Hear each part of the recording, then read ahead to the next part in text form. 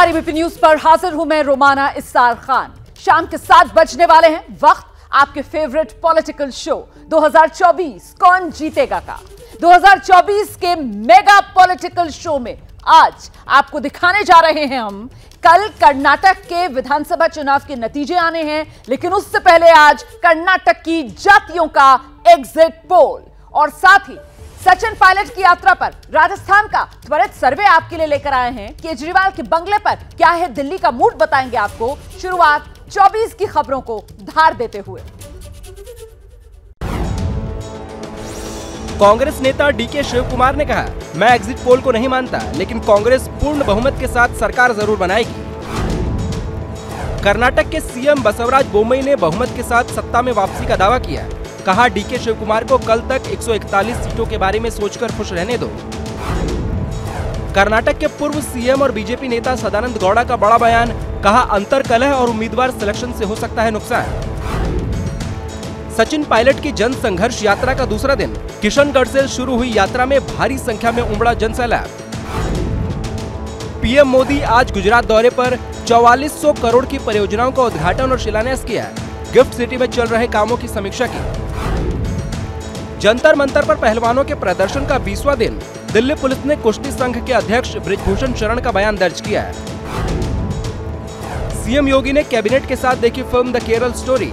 इससे पहले फिल्म को यूपी में टैक्स फ्री कर चुकी है योगी सरकार। सुप्रीम कोर्ट के फैसले के बाद शिंदे गुट ने की प्रेस कॉन्फ्रेंस। उद्धव गुट पर कोर्ट के आदेश को तोड़ मरोड़ कर पेश करने का आरोप लगाया। राउज एवेन्यू कोर्ट ने शराब घोटाले में मनीष सिसोदिया की न्यायिक हिरासत 2 जून तक बढ़ाई। पेशी के दौरान सिसोदिया सुप्रीम कोर्ट के फैसले पर बोले, पीएम मोदी दिल्ली से माफी मांगे। उत्तराखंड में कांग्रेस की अंतर्कलह फिर आई सामने। हरिद्वार लोकसभा सीट के लिए कांग्रेस नेता हरीश रावत और हरक रावत में जुबानी जंग। कर्नाटक में चुनाव हो चुका है, कल वोटों की गिनती होगी। एबीपी न्यूज के लिए सी वोटर ने कर्नाटक में जातियों का एग्जिट पोल किया है। इसके साथ ही आज हम पायलट विवाद के बाद राजस्थान का त्वरित सर्वे भी दिखाएंगे और केजरीवाल विवाद के बाद दिल्ली का मूड भी। राजस्थान के सर्वे में 1374 और दिल्ली के सर्वे में 517 लोगों की राय ली गई। सर्वे में मार्जिन ऑफ एरर +-3 से +-5% है। तो आइए अब सिलसिला शुरू करते हैं। बात कर्नाटक की करेंगे, जहां वोटिंग तो मुकम्मल हो चुकी है और कल मतलब 13 मई नतीजे आने वाले हैं। एग्जिट पोल अभी तक आपने जो देखा, कांग्रेस की वापसी, बीजेपी के सिमटने की भविष्यवाणी कर रहे हैं। तो कर्नाटक में जीत के लिए जातीय फैक्टर बेहद अहम हो जाता है और इसीलिए एबीपी न्यूज सी वोटर ने कर्नाटक का जातीय एग्जिट पोल किया और यह जाना कि किस जाति ने किस पार्टी पर 2023 विधानसभा चुनाव में जताया है भरोसा।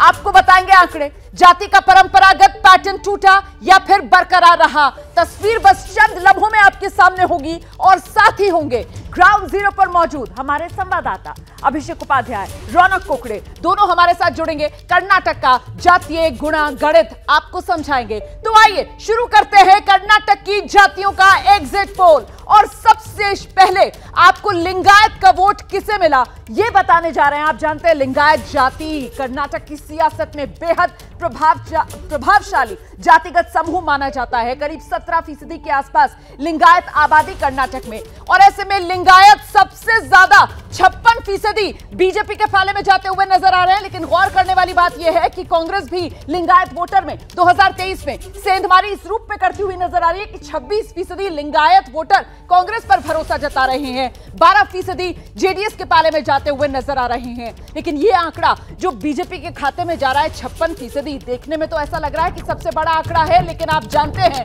कि अभी तक लिंगायत वोटर करीब 70% के आसपास बीजेपी के पाले में जाता रहा है। तो लिंगायतों का ज्यादा वोट इस बार भी बीजेपी के पास जा रहा है। बीजेपी को 56%, लिंगायतों का वोट सर्वे में मिल रहा है। हम सीधे आपको ग्राउंड पर लेकर चलेंगे। मेरे सहयोगी अभिषेक उपाध्याय इस वक्त मौजूद हैं। अभिषेक, 56% लिंगायत वोट बीजेपी के पास जाता हुआ, लेकिन ये लिंगायत तो 70% और उससे भी ज्यादा बीजेपी के पीछे खड़े हुए नजर आते थे ना। तो इस बार क्या यहां बीजेपी को नुकसान जगदीश शेट्टर और लक्ष्मण सावदी जैसे नेताओं के कांग्रेस में जाने का? बिल्कुल, देखिए रोमाना, ये एक मसला रहा है और इसको लेकर के बीजेपी खुद भी परेशान रही है। और लिंगायत वोटों के लिए आप सोचिए, जिस दिन यहाँ पर मतदान था उसके एक दिन पहले बाकायदा प्रेस कॉन्फ्रेंस हुई है येदियुरप्पा की, और ये मैसेज देने के लिए हुई है कि लिंगायत बीजेपी से नाराज नहीं है। बीजेपी भले ही ये कहती रही कि लक्ष्मण सेट्टार के जाने से कोई उसको नुकसान नहीं हुआ है, लक्ष्मण सावड़ी और सेट्टार जाने से, लेकिन इस सब के बावजूद वो इस बात को लेकर के काफी चिंतातुर रहे हैं, पूरे इलेक्शन रहे हैं, और इसीलिए बार बार बीजेपी ने येदियुरप्पा के चेहरे को आगे लाने की कोशिश की कि इसका कहीं गलत मैसेज ना चला जाए। और एक बात और मैं आपको बताऊंगा, यहाँ पर लिंगायतों की एक एसोसिएशन संगठन भी है, उसकी ओर से भी कांग्रेस को समर्थन दे दिया गया। ये सारे फैक्टर रहे जो कि बीजेपी से लिंगायत वोटों के छिटकने का एक बड़ा कारण माने जा रहे हैं। बड़ी बात कह रहे हैं आप, रहिए मेरे साथ। अगली जाति का आंकड़ा मैं दिखाने वाली हूं दर्शकों को, और ये जो अगली जाति है ये लिंगायतों के बाद दूसरे नंबर की सबसे प्रभावशाली जाति कर्नाटक की सियासत में मानी जाती है। मैं वोक्कलिगा का जिक्र कर रही हूं, जो माना जाता है मजबूती के साथ जेडीएस के पाले में जाता रहा है, और इस बार की तस्वीर क्या है? हाँ, जेडीएस के पाले में अभी भी सबसे ज्यादा वोक्कलिगा वोट शेयर जा रहा है 35%, लेकिन यहां कांग्रेस भी ज्यादा पीछे नहीं है, क्योंकि 32% वोक्कलिगा वोटर जो है वो कांग्रेस पर भी भरोसा जता रहे हैं। और आप जानते हैं कांग्रेस के प्रदेश अध्यक्ष डीके शिव कुमार इसी वोक्कलिगा जाति से आते हैं, और बीजेपी के खाते में भी यहां पर 28% वोक्कलिगा वोट शेयर जाता हुआ। तो अगर मोटी मोटी तस्वीर देखी जाए, वोक्कलिगा वोट शेयर इस वक्त एबीपी न्यूज और सी वोटर का सर्वे बता रहा है कि बटा हुआ है, करीब करीब बराबरी के हिसाब से वोक्कलिगा वोटर बटा हुआ है, और इस बटने से जेडीएस को घाटा तय है। सीधे रुख करते हैं मेरे सहयोगी रौनक कुकड़े का। रौनक, कुल मिलाकर जेडीएस मजबूती से वोक्कलिगा वोटर को अपना मानता था, अपने पाले में मानता था, लेकिन इस बार जिस तरीके का बंटवारा नजर आ रहा है वोक्कलिगा वोटर में, यह सीधे नुकसान जेडीएस को पहुंचाएगा। जी, निश्चित तौर पर ये जेडीएस को बड़ा नुकसान पहुंचा सकता है, क्योंकि जिस तरह के एग्जिट पोल के नतीजे मतदान के बाद अलग अलग जो एग्जिट पोल के नतीजे वो यही बता रहे हैं कि जेडीएस को इस बार कहीं ना कहीं नुकसान होता हुआ दिख रहा है। और यही वजह है कि पिछले दिनों तक चुनाव प्रचार के दौरान तक जो एचडी कुमारस्वामी है, जेडीएस के प्रमुख है, मुख्यमंत्री भी रह चुके हैं, वो ये कयास लगाते हुए बैठे थे कि मुख्य तौर पर वे किंग मेकर की भूमिका में जो है वो यहाँ पर कहीं ना कहीं चुनाव नतीजों के बाद किंग मेकर की भूमिका में आ सकते। लेकिन जिस तरह से उनको अब तक उनको जो समर्थन करने वाली वोक्कलिगा है उसमें कहीं ना कहीं इस बार उनके समर्थन में ज्यादा दिखाई नहीं दे रहे, और इसीलिए उनका जो सीट है वो कहीं ना कहीं गिरता हुआ दिखाई दे रहा है। लेकिन रोमाना, इसमें महत्वपूर्ण ये हो जाता है कि ये सब जातियां तो एक जगह है ही, लेकिन दूसरी तरफ बीजेपी आपके पास। देखिए, अब मुझे लगता है कर्नाटक के एम फैक्टर का भी यहाँ पर जिक्र करना बहुत जरूरी है।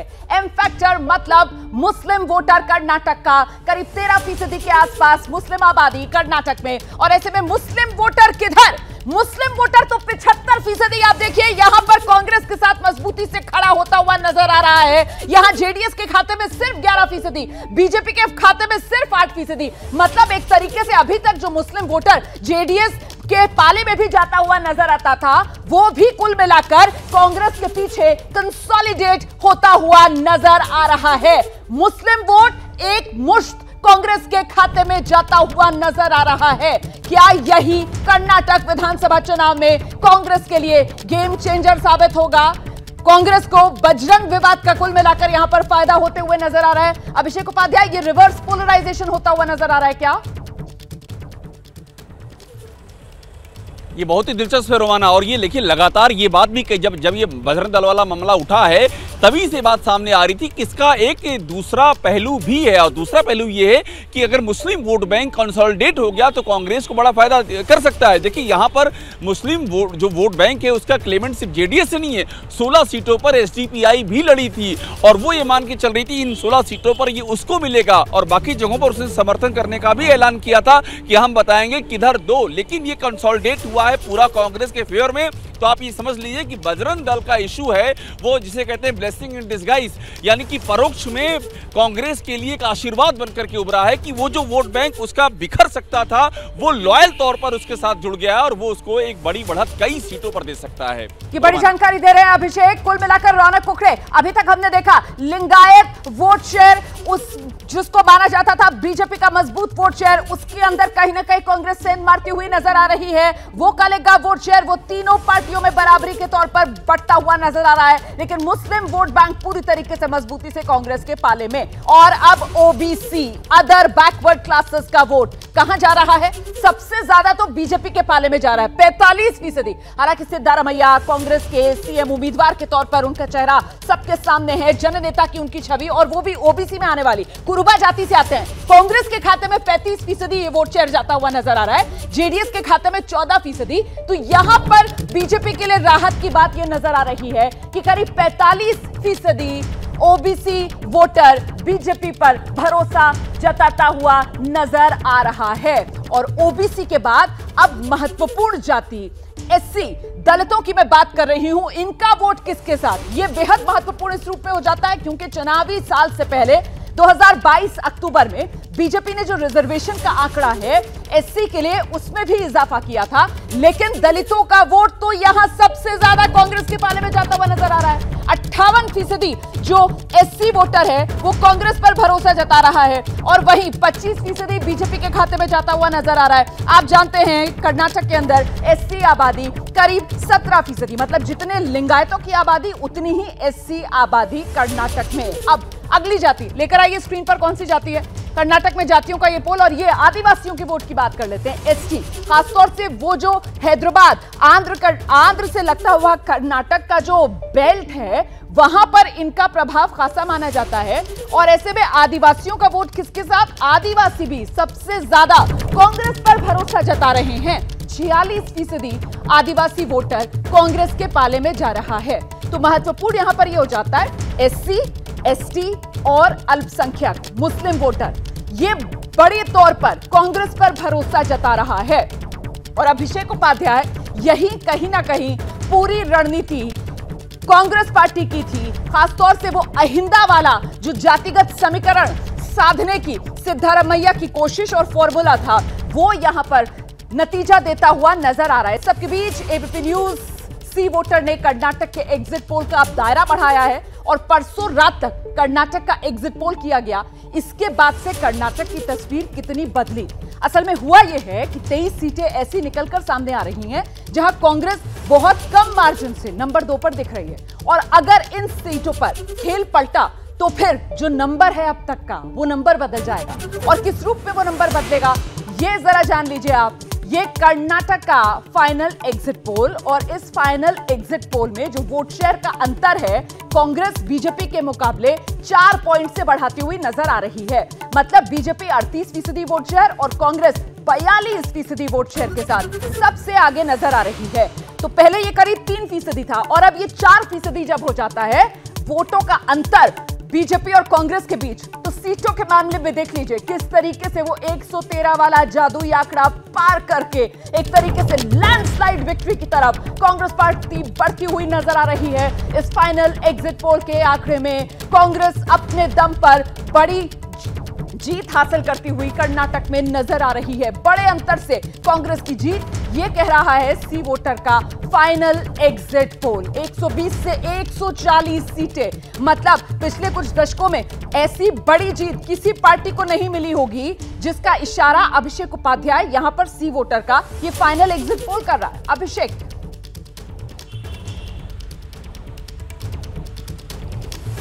बिल्कुल, देखिए 2 चीज़ें यहाँ पर हैं। पहली बात तो ये है कि जिस तरह से एक जो अब जो सर्वे के नतीजे आ रहे हैं वो ये बता रहे हैं कि एक अंडर करंट है रोमाना, और ये अंडर करंट कांग्रेस को फायदा दे रहा है। और बड़ी बात ये है कि ये वहाँ भी फायदा दे रहा है जहाँ कहा जा रहा था कि बीजेपी की बड़ा डिसाइसिव होगी। जैसे कि हम ग्रेटर बेंगलुरु की बात करें, हम कोस्टल रीजन की बात करें, वहाँ भी जो है कांग्रेस के फेवर में है। और दूसरी बात ये है कि कई अलग अलग पहलू, जैसे कि हमने दिखाया एससी, ओबीसी, माइनॉरिटी, ये जो एक पूरा एक बंच है जो कहीं डिवाइड नहीं हो रहा, कांग्रेस के साथ जा रहा है। तो आप यूं समझ लीजिए कि ओवरऑल कांग्रेस को बेनिफिट मिल रहा है। और जो कांग्रेस ने स्कीम से अनाउंस की है, बहुत सारी स्कीम्स अनाउंस की है रोमाना, वो स्कीम भी एंड यूजर तक पहुंची है, उसको उसने अफेक्ट किया है, ये नतीजे बता रहे हैं। तो मतलब कुल मिलाकर रौनक कुकड़े, डबल इंजन की सरकार के दावों पर बदलाव की दरकार का नारा जो है वो ज्यादा जोरदार तरीके से चलता हुआ कर्नाटक में नजर आ रहा है। तभी तो 120 से 140 सीटें कांग्रेस जीत सकती है। जी बिल्कुल रोमाना, जिस तरह से अभिषेक ने बताया और जो हमारा सर्वे भी बता रहा है, अधिकतर जिस तरह की जातियां हैं वो कांग्रेस के पक्ष में जाती हुई दिख रही है और लिंगायत के वोटों में भी सेंधमारी जो है होती हुई दिख रही है, जो कि बीजेपी का एक स्ट्रांग होल्ड जो है वो कहा जाता था। इसीलिए अब सर्वे जो है वो लैंडस्लाइड विक्ट्री कांग्रेस की बताता हुआ दिख रहा है, लेकिन कल तक का इंतजार हमें करना होगा। लेकिन मुख्य तौर पर अगर देखा जाए तो जिस तरह का घोषणा पत्र कांग्रेस ने जारी किया था उसको देखते हुए और जो लोकल मुद्दों पर यहाँ पर प्रचार किया वो कहीं ना कहीं कांग्रेस के लिए क्लिक करता हुआ दिख रहा है। और एग्जिट पोल यही बता रहे हैं कि कल के नतीजे जो है कांग्रेस के पक्ष में आ सकते हैं और एक बड़ी जीत कांग्रेस को मिल सकती है। आपका भी इस तमाम जानकारी के लिए। तो पिछले कुछ दशकों में सबसे बड़ी जीत कल कांग्रेस पार्टी दर्ज कर सकती है कर्नाटक में। एबीपी न्यूज सी वोटर फाइनल एग्जिट पोल का आंकड़ा इसी ओर इशारा कर रहा है। 120 से 140 सीटें कांग्रेस जीत सकती है। कुल मिलाकर वो कलिंगा वोटर बटा है, लिंगायत वोटर बटा है, लेकिन अहिंदा जो सियासी समीकरण साधने की कांग्रेस की तरफ से कोशिश की गई वो पूरी तरीके से कारगर होती हुई नजर आ रही है, जिसकी बदौलत कांग्रेस कर्नाटक में बड़ी जीत की तरफ बढ़ती हुई नजर आ रही है। और इस सब के बीच नतीजों से पहले पूर्व मुख्यमंत्री कर्नाटक के सदानंद गौड़ा, उनसे बात की है मेरे सहयोगी अभिषेक उपाध्याय ने, सुनिए जरा। दी ग्राउंड रिपोर्ट हमारा पार्टी का कैडर दिया, उनके बारे में मुझे लगता है certainly we will go beyond 115, but exit polls, majority of the exit polls of course we faced, हमको बहुत रेजिस्टेंस था, इधर उधर रेजिस्टेंस था, थोड़ा एंटी इनकम्बेंसी था, मोदी का इमेज हमको थोड़ा पुश किया, मगर स्टेट इलेक्शन में स्टेट इश्यूज विल प्रिवेल, इसलिए थोड़ा इधर उधर फॉल्स एलिगेशंस हमारा कांग्रेस पार्टी ने किया था, वो थोड़ा इधर उधर हमारा ऊपर थोड़ा दबाव डाला। सर मेरा ग्राउंड लेवल का हमारा पार्टी कार्यकर्ता का रिपोर्ट के आधार से हम मेजॉरिटी मैजिकल नंबर क्रॉस कर सकते हैं ऐसा लगता है, मगर इधर उधर हमारा इंटरनल थोड़ा इधर उधर फाइट, हमारा कैंडिडेट सिलेक्शन के बारे में इधर उधर थोड़ा गलती हुआ, जगदीश शेट्टर और लक्ष्मण सवदी, आयनूर मंजुनाथ, ऐसे कई लोग इधर उधर उनको सीट नहीं मिला, थोड़ा नुकसान होगा। और आगे पायलट की पदयात्रा पर राजस्थान का त्वरित सर्वे आपको दिखाएंगे। साथ ही याद दिला दें आपको, कल सुबह 6 बजे से एबीपी न्यूज पर जरूर देखिएगा कर्नाटक विधानसभा चुनाव और यूपी नगर निकाय चुनाव के नतीजे। देखिए राजस्थान में सियासी पारा हाई है और ऐसे में सचिन पायलट की पदयात्रा राजस्थान में, उसी पर त्वरित सर्वे में आपको दिखाने जा रही हूं। और क्या कह रही है राजस्थान की सियासत, पहला सवाल आपके सामने, सचिन पायलट की यात्रा से कांग्रेस को नुकसान होगा क्या? बहुत ज्यादा नुकसान होगा कहने वाले 42% हैं, ज्यादा नहीं होगा मतलब थोड़ा नुकसान होगा कहने वाले 18% हैं, और अगर इन्हीं दोनों आंकड़ों को मिला दिया जाए तो ये सीधे 60% पर बैठता है। नुकसान नहीं होगा कहने वाले 29%, पता नहीं कहने वाले 11%, तो कुल मिलाकर नुकसान होगा, बहुत होगा या कम होगा कहने वालों का आंकड़ा 60%। अगला सवाल, गहलोत के दावे के बाद क्या बीजेपी के लिए नया नेता प्रोजेक्ट करने का रास्ता साफ हो गया है? हाँ, बीजेपी के लिए आसानी हो गई है वसुंधरा राजे से अलग किसी और नेता को प्रोजेक्ट करने की, कहने वाले 47% हैं, नहीं कहने वाले 24% हैं। कुल मिलाकर आंकड़ा ये कह रहा है कि अशोक गहलोत ने बीजेपी का काम आसान कर दिया। और आगे दिखाएंगे आपको दिल्ली का मूड। और आइए अब आगे बढ़ते हैं, जल्दी से दिल्ली के मूड की बात कर लेते हैं। सवाल आपके सामने ये पहला स्क्रीन पर, क्या केजरीवाल के खिलाफ महल विवाद 2024 का मुद्दा बन रहा है? 45% कह रहे हैं हाँ ये 2024 में केजरीवाल के खिलाफ मुद्दा बनेगा, नहीं कहने वालों का आंकड़ा हाँ के मुकाबले कम 38% है। अगला सवाल आपको बताते हैं, दिल्ली का मूड आपको समझ में आ जाएगा इसी महल विवाद को लेकर। महल विवाद और शराब घोटाले से केजरीवाल की छवि को नुकसान हुआ है क्या? हाँ कहने वाले 46%, नहीं कहने वाले 45%। आंकड़ा देखिए आप कितना दिलचस्प है, करीब करीब बराबरी पर, मतलब पूरी तरीके से बराबरी पर बटी हुई लोगों की ये राय, केजरीवाल की छवि को नुकसान होगा या नहीं वाले सवाल पर।